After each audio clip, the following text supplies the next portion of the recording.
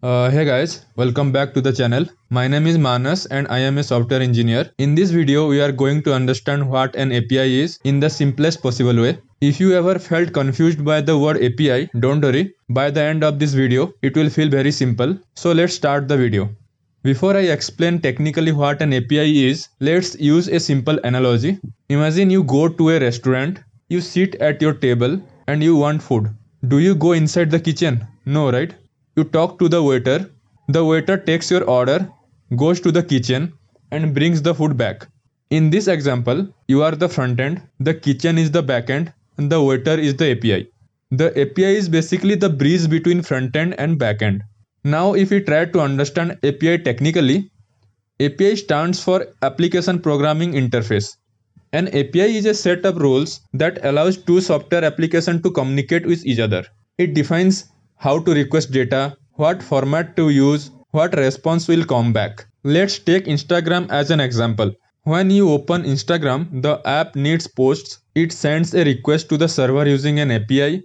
The server responds with JSON data. The app renders the data on your screen. That communication happens through an API.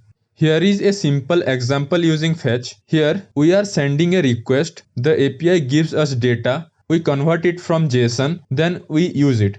So how the API works? The flow is simple. Client sends request, API receives the request, server processes it, API sends the response, and then client displays the data. So it is like request, processing, and response. That's it. So what does API return? Most APIs returns data in JSON format, like this.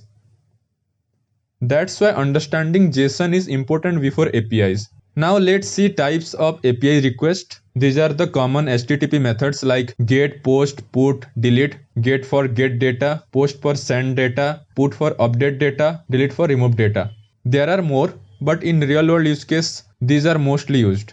If interviewer asks, what is an API? You can simply say, an API is a set of rules that allows two applications to communicate. It acts as a bridge between front-end and back-end and usually exchange data in JSON format. This is clear, simple, and professional. Now let's summarize this.